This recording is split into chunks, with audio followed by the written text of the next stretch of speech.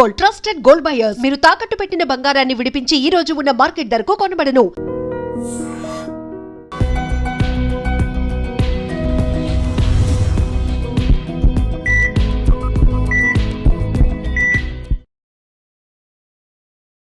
నమస్తే, welcome to healthy conversations with IT media. నేను మీ Jhansi. So ఈరోజు మనతో డాక్టర్ భరద్వాజ్ గారు ఉన్నారు, homeopathic doctor from Fidicus hospital నుంచి.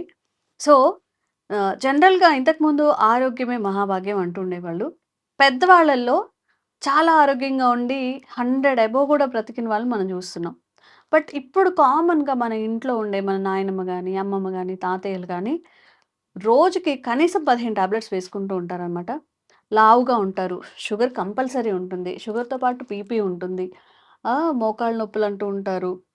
వీటన్నిటిని కంట్రోల్ చేయడానికి గ్యాస్ట్రిక్ ఇష్యూస్ రాకుండా పొరగడుపుతో ఒక గ్యాస్ టాబ్లెట్ ఏసుకుంటూ ఉంటారు. సో, ఎక్కడ మార్పనేది వచ్చింది? దీన్ని ఎలా సెట్ చేయొచ్చు? దీని గురించి మాట్లాడదాము. నమస్తే సార్. నమస్తే అండి.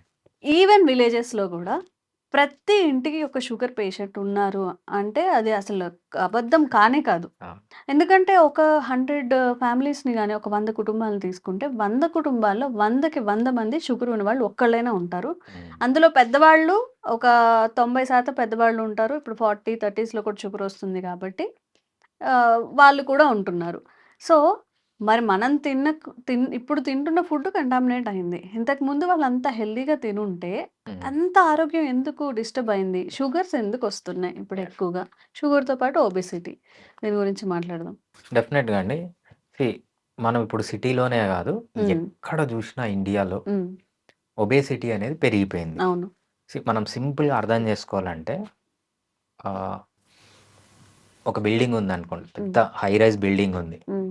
మనం ఒక ఫ్లోర్‌ని బీపీ అనుకున్నాం. హ్మ్. ఒక ఫ్లోరు ఆహ్, షుగరా? షుగర్ అనుకున్నాం. హ్మ్.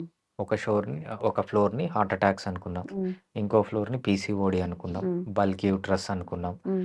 నెబోథియన్ సిస్ట్ అనుకున్నాం. ఎండోమెట్రియోసిస్ అనుకున్నాం. హ్మ్. అడినోమయోసిస్ అనుకున్నాం. సో, ఇవన్నీ మనకు లైఫ్ స్టైల్ డిజార్డర్స్. హ్మ్. ఈ లైఫ్ స్టైల్ డిజార్డర్స్ ఇంత పెద్ద బిల్డింగ్ ఉంది అంటే దాని బేస్ ఏంటంటే ఒబేసిటీ. హ్మ్. ఒబేసిటీ అనే ఒక ఫౌండేషన్ పైనే ఇంత పెద్ద ఓకే. బిల్డింగ్ లేసిందనమాట. ఒబెసిటీ అంటే బాగా లావైపోవడం. అలా మనం అయిపోవడం. ఉండాల్సిన వెయిట్ కన్నా ఎక్కువగా ఉండడం. చాలా రెట్లు ఎక్కువగా ఉండడం. ఒక 20% అనుకోవచ్చా? ఇప్పుడు ఒక 50 కిలోలు ఉండాల్సిన హ్మ్. మనిషి హ్మ్. 70 దాటితే ఒబెస్ అన్నట్టా? అంటే ఒక 20 మనము కేజెస్ ఎక్కువుంటే? డెఫినెట్‌గా 50 హ్మ్. కిలోలు ఉండాలి. బీఎంఐ అంటాము. హ్మ్. బీఎంఐలో మనం హైట్ ఎంతున్నారు, వెయిట్ ఎంతున్నాము. So, height by meters weight by height in meter square అంటామనమాట. హ్మ్. సో, మనకు బీఎంఐ దీన్ని బేస్ చేసుకొని ఒక పేషెంట్ హ్మ్. అండర్ వెయిట్ ఉన్నాడా? వెయిట్ ఉన్నాడా? ఆహ్, జస్ట్ ఓవర్ వెయిట్ ఉన్నాడా? హ్మ్. సో, సివియర్ ఒబేసిటీనా? మార్బిడ్ ఒబేసిటీనా? అట్లా మనకు స్కేల్ ఉంటుందనమాట. ఓకే. సో, ఎవరైతే వాళ్ళ హైట్‌కి కావాల్సిన బరువు కంటే చాలా రెట్లు ఎక్కువ ఉంటారో దాన్ని హ్మ్. మనం ఒబేసిటీ అని చెప్తాం. హ్మ్. సో, మన ఒబేసిటీ ఏంటంటే ఒక బిల్డింగ్ యొక్క బేస్ లాంటిది. ఆ బేసే గన లేకపోతే అసలు బిల్డింగే ఉండదు. హ్మ్. సో, ఈ బేస్ ఎందుకొస్తుంది అంటే మనం దానికి 5 రీజన్స్ ఉన్నాయి. హ్మ్. ఆ 5 రీజన్స్‌లో మేజర్ రీజన్ వచ్చి ఫుడ్. హ్మ్. మనము ఆ బేస్‌కి మనము 100 మార్కులిస్తే హ్మ్. 95 మార్కులు ఫుడ్‌కే ఇయ్యాలి. మిగిలిన నిద్రపోకపోవడం గానీ, ఎక్సర్సైజ్ చేయకపోవడం గానీ, లైఫ్‌లో స్ట్రెస్ ఉండడం గానీ, ఆల్కహాల్, స్మోకింగ్ అలవాట్లుండడం గానీ, హ్మ్. ఇవన్నీ కాంట్రిబ్యూషన్ అనేది ఓన్లీ ఒక 5% ఉంటుంది. ఓకే. హ్మ్. 95% డైటే. హ్మ్. అసలు ఏం డైట్‌లో ఏం తప్పు చేస్తున్నాం? ఇద్దరు తీసుకోండి. అంటే హ్మ్. పాతకాలం మన పూర్వీకులు హ్మ్. ఎప్పుడో ఒక 1000 సంవత్సరాల ముందో, 11,000 సంవత్సరాల ముందో ఎట్లా ఉన్నారు? ఇప్పుడు ఏం తింటున్నాం? ఓకే. పాత వాళ్ళు ఏం చేసేవాళ్ళు? లో కార్బోహైడ్రేట్ ఫుడ్ తినేవాళ్ళు. హ్మ్. ఇప్పుడేం జేస్తున్నారు? పొద్దున, మధ్యాహ్నం, సాయంత్రం, రాత్రి, హ్మ్. మిడ్‌నైట్‌లు, ఎర్లీ మార్నింగ్‌లు, మధ్యాహ్నం వేళలో టీలు, కాఫీలు, బిస్కెట్‌లు, పిజ్జాలు పొద్దున లేచినప్పటి నుంచి మళ్ళీ పొద్దున లేచేంత వరకు నిద్రలో గూడా తింటూనే లేసి ఉంటారు. తింటూనే ఉన్నారు. ఏం హ్మ్. తింటున్నారు? తినేదంతా కార్బోహైడ్రేట్ ఫుడ్డు, హ్మ్. Omega 6 fatty acids. హ్మ్. కార్బోహైడ్రేట్ ఫుడ్ అంటే ఏంటంటే పిండి పదార్థము, హ్మ్. చక్కెర, తేనె, హ్మ్. బెల్లము, హ్మ్. దాంతో పాటు పండ్లు. హ్మ్. తియ్యగున్న పండ్లు హ్మ్. వీటిల్లోనే కార్బోహైడ్రేట్ ఉంటది. ఎప్పుడైతే ఇంత కార్బోహైడ్రేట్ తింటారో హ్మ్. ఇన్సులిన్ రెసిస్టెన్స్ పెరిగిపోయి ఒక 20 ఇయర్స్ ఇన్సులిన్ రెసిస్టెన్స్ ఉంటే హ్మ్. అది ఈ ప్రాబ్లమ్స్ అంతా మారుతుంది. దానివల్లనే ఒబేసిటీ వస్తుంది. హ్మ్. మనకు పల్లెటూరులో గూడా ఫుడ్ అనేది ఇట్లనే తయారైంది మనది. హ్మ్. ఇంత చెత్తగానే తయారైంది. హ్మ్. సో, రైస్ మనకెప్పుడు 1950s ఆ టైంలో మనకు గ్రీన్ రెవల్యూషన్ వచ్చింది. హ్మ్. గ్రీన్ రెవల్యూషన్ అని జెప్పి మనము అడవుల్ని కొట్టేసి ఫుడ్ పెంచాలని జెప్పి మొత్తము హైబ్రిడైజేషన్ స్టార్ట్ జేసి హ్మ్. దాంట్లో ఉన్న ఫైబర్ తీసేసి, మినరల్స్ తీసేసి, విటమిన్ తీసేసి ఓన్లీ కార్బోహైడ్రేట్ పెట్టి పెంచిన ఫుడ్స్, అవే సీరియల్స్ అని జెప్పి, అవే బ్రేక్‌ఫాస్ట్ అని జెప్పి, హ్మ్. అదే ఫుడ్ అని జెప్పి, ఈ కార్పొరేట్ కంపెనీలు ఏం తయారు చేసినా ఎట్లా తయారు చేశాయంటే ఏదైతే చీప్‌గా ప్రొడ్యూస్ అవుతుందో హ్మ్. అవి హెల్తీ అని జెప్పి ప్రమోట్ జేసి జనాలకి అంటగట్టి హ్మ్. ఎంటైర్ ఒక 2, 3 జనరేషన్‌ల యొక్క హెల్త్‌నే సర్వనాశనం జేసిందేంటంటే ఈ కార్పొరేట్ కంపెనీలు హ్మ్. ఎవరైతే ఈ సీరియల్స్ తయారు జేస్తారో, ఈ కార్పొరేట్ సీరియల్స్, ఆయిల్స్ ఎవరైతే తయారు జేస్తారో హ్మ్. ఈ కంపెనీలు ఒక 2, 3 జనరేషన్‌లు అసలు పనికి రాకుండా చేయడానికి రీజన్ అనమాట అది. ఓహ్! ఇప్పుడు మన వాళ్ళకి అన్నం తినొద్దని చెప్పేస్తే, హ్మ్. అన్నం తినకపోతే ఎలాగా? మేమిప్పుడు మరి పాత వాళ్ళందరూ అన్నమే తిన్నారు గదా! అని ఆ! అంటారు. మనం అన్నం తినలేదు. కానీ మీరిది డైజెస్ట్ చేసుకొని, అర్థం చేసుకోవడానికి నిజంగా చాలా టైం పడతది. అసలు ఇంతకుముందు అన్నం దొరికేది కాదంట గదా సార్? రైట్. ఇదే రాగులు గాని, కొర్రలు అవును. సంథింగ్ ఏదో అదేదో ఫుడ్ ఉండేది. హ్మ్. దాన్ని తినేవాళ్ళు. హ్మ్. లేదా మీట్ తినేవాళ్ళు. హ్మ్. ఇప్పుడు డిఫరెంట్ వెరైటీస్ ఆఫ్ మీరింకొకటి మర్చిపోయారు. హ్మ్. బేకరీ ఎప్పుడొచ్చిందో మర్చిపోయారు. యాహ్! Bakery foods. ఆ! ఒక్క మైదాని ఎన్ని ఫార్మ్స్‌లో కన్వర్ట్ చేసి ఎంత టేస్టీగా నోట్లో పెట్టుకోగానే కరిగిపోయేలాగా తింటున్నారు. ఆ! అవేవి కనిపించట్లేదు కదా! ఇప్పుడు మన వాళ్ళకి. అవును. హ్మ్. వీళ్ళు మన వాళ్ళ ఉన్న అపోహ ఏంటంటే, మా పూర్వీకులు అన్నం తిన్నారు. హ్మ్. అంత బాగున్నారు. హ్మ్. మేమిప్పుడు తినట్లేదు. నాకొచ్చే చాలామంది పేషెంట్స్ వచ్చిన వెంటనే ఏమంటారు, హ్మ్. "సార్ మా జీన్స్‌లోనే షుగర్ ఉంది. అంటే హ్మ్. డయాబెటిస్ ఉంది, షుగర్ ఉంది. హ్మ్. మాకు రాకుండా ఉండాలంటే ఏం చేయాలి?" హ్మ్. జీన్స్‌లో ఎక్కడా షుగర్ లేదు. ఉండదా? ఆ! హ్మ్. ఎక్కడ ఉండదు. అదే పేరెంట్స్‌కుందని పిల్లలకి రాదు. రాదు. ఒచ్ అసలు పేరెంట్స్‌కి గూడా లేదు. హ్మ్. అది జెనెటిక్ ప్రాబ్లమ్ కాదది. ఓకే. జెనెటిక్‌గా ఒకరి నుంచి ఒకరికొచ్చే ఇన్‌హెరిటెన్స్ కాదది. హ్మ్. మన ఫుడ్ తినడం వల్ల, మన ఫుడ్ అలవాట్ల వల్ల మనకొచ్చిందంతే. హ్మ్. మన పిల్లలు గాని ఆ ఫుడ్ అలవాట్లు లేకుండా మానేస్తే వాళ్ళకి రాదు. ఓకే. వీళ్ళు ఒక కుంటి సాకులాగా చూపిస్తారనమాట. అంటే హ్మ్. సీ వీళ్ళు చేసేది వీళ్ళ పైన రాకూడదు గదా! వేరే వాళ్ళ పైన ఏసేయడం అంటే హ్మ్. సింపుల్‌గా ఆ బ్లేమ్‌ని వేరే వాళ్ళ పైన ఏసేస్తే వీళ్ళసలు పట్టించుకోనవసరం లేదు గదా! సో, వేరే వాళ్ళది తప్పు. హ్మ్. సో, వీళ్ళది తప్పు గాదు. వీళ్ళు మందులేసుకుంటారు, స్వీట్లు తింటారు, చక్కెరలు తింటారు, షుగర్లు తింటారు, హ్మ్. పిండి పదార్థం తింటారు, తీయని ఫ్రూట్స్ తింటారు. అన్నీ మనం అంటే వేరే వాడి పైనేసేస్తే మనం ఈజీగా అన్నీ చేయొచ్చు. హ్మ్. సో, జెనెటిక్స్‌లో ఒక సేయింగ్ ఉంటది సింపుల్. ఏమంటారంటే, "జెనెటిక్స్ లోడ్ ద గన్. హ్మ్. ఎన్వైర్న్‌మెంట్ పుల్స్ ద ట్రిగ్గర్" అంటారు. అంటే మీ జీన్స్‌లో ప్రాబ్లమ్స్ ఉన్నా గూడా మీరు దాన్ని ట్రిగ్గర్ చేసేంత వరకు ఆ ప్రాబ్లమ్స్ రావు. హ్మ్. ఫర్ ఎగ్జాంపుల్ మీ జీన్స్‌లో షుగరు, బీపీలు ఉన్నా గూడా హ్మ్. మీ చేతులారా మీరు చేసుకునే అలవాట్ల వల్లనే అవన్నీ ట్రిగ్గర్ అవుతాయి. ఓకే. మీరు అలవాట్లు గాన మానుకుంటే అవి ట్రిగ్గర్ కావన్నమాట. అది ఆ సేయింగ్ అనమాట. హ్మ్. గన్ను లోడ్ అయినా గూడా దాన్ని ఫైర్ జేయాలంటే మీరు జేయాలి. ఎలా జేస్తారు? కార్బోహైడ్రేట్ తినడం వల్ల. అదేవిధంగా మెయిన్‌గా omega 6 fatty acids. Simple example ఏంటంటే మధ్యాహ్నం, సాయంత్రం పోతూ ఉంటాడు. హ్మ్. మిరపకాయ బజ్జీ కనిపిస్తది. మిరపకాయ బజ్జీలో ఏంటి పిండి, కార్బోహైడ్రేట్. దాన్ని దేంట్లో ఏస్తాడు? వెజిటబుల్ ఆయిల్స్, సన్‌ఫ్లవర్, సాఫ్లవర్ ఆయిల్‌లో ఏస్తాడు. హ్మ్. ఆ రెండిటి కాంబినేషనే డెడ్లీ కాంబినేషన్ అన్నమాట. మనకి ఏ ఫుడ్ అన్నా తీసుకోండి. మీరు చెప్పినట్టు బేకరీలో గూడా తీసుకోండి. ఇదే ఉంటది. హ్మ్.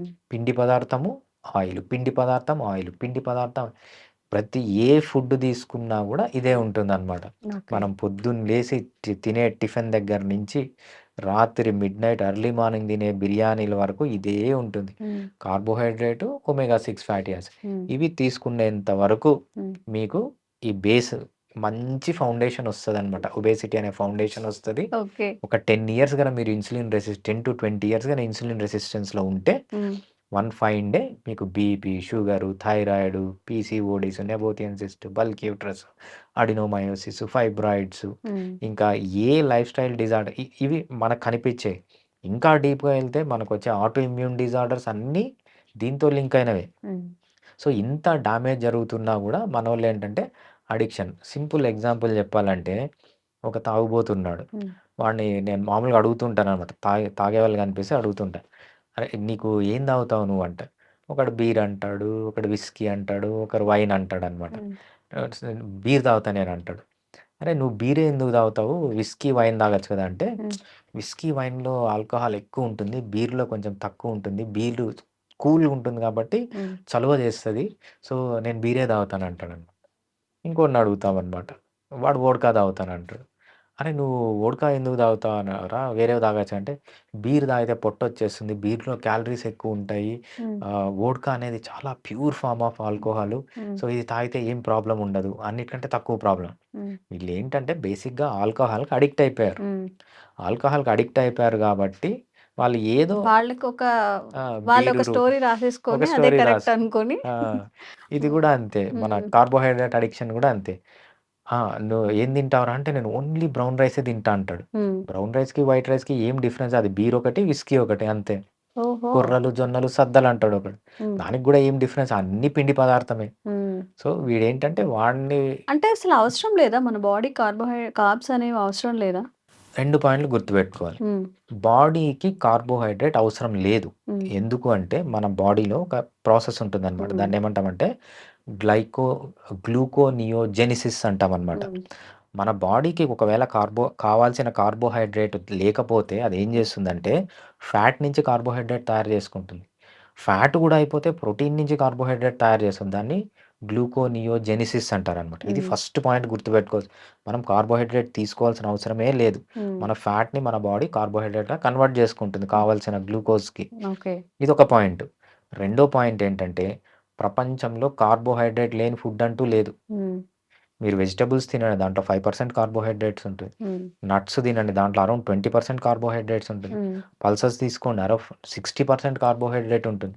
సో, మీరు మానేయాల్సిందేంటంటే ఎక్కువ కార్బోహైడ్రేట్ ఉన్న మేబీ 70%, 80% కార్బోహైడ్రేట్ ఉన్న మానేయాలి. అవే ఏంటంటే 3 ఫుడ్ గ్రూప్‌లు. ఒకటి సీరియల్స్ అండ్ మిల్లెట్స్ హ్మ్. అంటామనమాట. పిండి పదార్థం. 2 తేనె, బెల్లము, చక్కెర. ఓకే. మూడోదేంటంటే తియ్యటి పళ్ళు. ఈ మూడిట్లో చాలా ఎక్కువుంటుంది కార్బోహైడ్రేట్. హ్మ్. వేరే అన్నీ మీరు ప్రపంచంలో ఏ ఫుడ్ గ్రూప్ మీట్‌లో గూడా కార్బోహైడ్రేట్ ఉంటుంది. గ్లైకోజన్ రూపంలో కార్బోహైడ్రేట్ ఉంటుంది మీట్‌లో. హ్మ్. మీట్‌లో గూడా స్లైట్ అమౌంట్ ఆఫ్ కార్బోహైడ్రేట్ ఉంటుంది. అసలు కార్బోహైడ్రేట్ లేని ఫుడ్ అంటూ ప్రపంచంలో లేనే లేదు. ఓకే. అన్నిట్లో కార్బోహైడ్రేట్ ఉంటుంది. హ్మ్. ఓకే.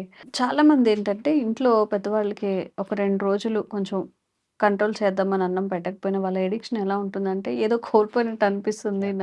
నేను చచ్చిపోతే చచ్చిపోయాను గానీ నేను అన్నం మాత్రం తింటానంటూ ఉంటారు. దీన్ని ఎట్లా మేనేజ్ చేయాలి? ఇప్పుడు అలా అని వదిలేయలేం కదా వాళ్ళని. ఈ కార్బ్స్‌ని కొంచెం కంట్రోల్ చేయాలి. వాళ్ళ హెల్త్ సెట్ చేయాలంటే ఏం చేయాల్సుంటుంది? సింపుల్ అండి. మనం దీన్ని సైంటిఫిక్‌గా చేయాలి. Hmm. All about weight loss is hmm. Taking low carbohydrate food, hmm. Still feeling not hungry.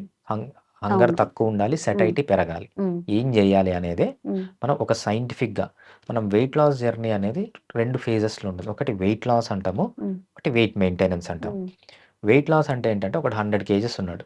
100 నుంచి 60 కేజెస్ రావడం అనేది వెయిట్ లాస్ ఫేజ్. హ్మ్. ఈ 60 కేజెస్‌ని జీవితాంతం మెయింటైన్ జేయడం అనేది వెయిట్ మెయింటెనెన్స్ ఫేజ్ అంటామనమాట. హ్మ్. అగైన్ ఈ వెయిట్ లాస్ ఫేజ్‌లో ఒకటి ఇన్సులిన్ రెసిస్టెన్స్ రివర్సల్ అంటాం. ఒకటి హ్మ్. క్యాలరీ రిస్ట్రిక్షన్ అంటాం. ప్రాబ్లమ్ వచ్చేదంతా ఈ ఇన్సులిన్ రెసిస్టెన్స్ రివర్సల్‌లో. హ్మ్. ఏంటంటే బాడీకి 2 మెటబాలిజమ్‌లుంటాయి. ఒకటి కార్బోహైడ్రేట్‌ని యూజ్ చేసుకొని ఎనర్జీ ప్రొడ్యూస్ చేసేది. హ్మ్. ఇంకోటి ఫ్యాట్‌ని యూజ్ చేసుకొని ఎనర్జీ ప్రొడ్యూస్ చేసేది. ఓకే. మనం ఇంత కార్బోహైడ్రేట్ తినడం వల్ల ఏమైందంటే, మన బాడీ ఓన్లీ కార్బోహైడ్రేట్‌నే యూజ్ చేసుకొని ఎనర్జీ ప్రొడ్యూస్ చేస్తుంది. హ్మ్. ఫ్యాట్‌ని యూజ్ చేసుకొని ఎనర్జీ ప్రొడ్యూస్ చేసే మెటబాలిజం మర్చిపోయిందనమాట. దీన్ని డ్యూయల్ మెటబాలిజం అంటామనమాట. హ్మ్. ఫస్ట్ మన బాడీకి ఏంటంటే, మన బాడీలో ఫ్యాట్ ఉంది. ఒకడు 100 కేజెస్ ఉన్నాడంటే, వాడికి 3 నెలలు ఫుడ్ మానేసినా కూడా ఏమీ కాదు. వాడు హ్మ్. ఫ్యాట్ నుంచి వాడు ఎనర్జీ తయారు చేసుకొని బతుకుతాడు. ఓకే. ప్రాబ్లమ్ ఏంటి అంటే, ఆ ఫ్యాట్‌ని ఎలా యూజ్ చేసుకోవడమో తెలియదు. హ్మ్. చిన్నప్పుడు అమ్మ ఏం చేస్తుంది? గోరుముద్దలు పెడతది. ఏం చేస్తది? అన్నం బాగా పిసికి, హ్మ్. దాంట్లో బాగా నెయ్యేసి, ఉప్పేసి పెడతది. అక్కడి నుంచే వాడికి కార్బోహైడ్రేట్ తినడం అలవాటైంది. హ్మ్. ఎప్పుడైతే ఆ కార్బోహైడ్రేట్ వాడు తింటాడో, ఒక్కసారి బాడీలో కార్బోహైడ్రేట్ వచ్చిందంటే ఇన్సులిన్ రిలీజ్ అయితది. ఇన్సులిన్ అనేది ఫ్యాట్ స్టోరింగ్ హార్మోన్. హ్మ్. ఫ్యాట్ బర్న్ చేయదు. సో, మనం ఇన్సులిన్‌ని క హైపర్ ఇన్సులినీమియా అంటామనమాట. ఓకే. ఆ ఇన్సులిన్‌ని కిందికి తేవాలి. ఇన్సులిన్‌ని కిందికి తేవాలంటే ఇన్సులిన్ రెసిస్టెన్స్‌ని రివర్సల్ చేయాలి. హ్మ్. ఫస్ట్ ఇన్సులిన్ రెసిస్టెన్స్ రివర్సల్ చేసిన తర్వాతనే హ్మ్. మనం క్యాలరీ రిస్ట్రిక్షన్ చేయాలి. ఓకే. సో, ఈ టెక్నిక్స్ అన్నీ మంచి ఒక ప్రొఫెషనల్ మాత్రమే చెప్పగలడు. సో, ఆ విధంగా చేస్తే ఆ క్రేవింగ్స్ అనేవి పోతాయి. కార్బోహైడ్రేట్ క్రేవింగ్స్ అనేవి పోయిన తర్వాత క్యాలరీ రిస్ట్రిక్షన్ చేస్తే చాలా స్పీడ్‌గా వెయిట్ లాస్ అనేది ఉంటుందనమాట. జరుగుతుంది. Yeah! Okay. Okay. So, try చేయండి. మనకి ఫుడ్ కడుపు నిండడం కన్నా పోషక విలువలతో ఉన్న ఆహారం ప్లస్ వెయిట్ తగ్గడం కాబట్టి మెయిన్ ఇంపార్టెంట్. ఇంట్లో వాళ్ళు చెప్పిన మాట వినండి. అండ్ ఇంకేమైనా డౌట్స్ ఉన్నా కామెంట్ చేయండి. తప్పకుండా క్లారిఫికేషన్ ఇచ్చే ప్రయత్నం చేస్తాము భరద్వాజ్ సార్‌తో. Thank you so much. Thanks అండి.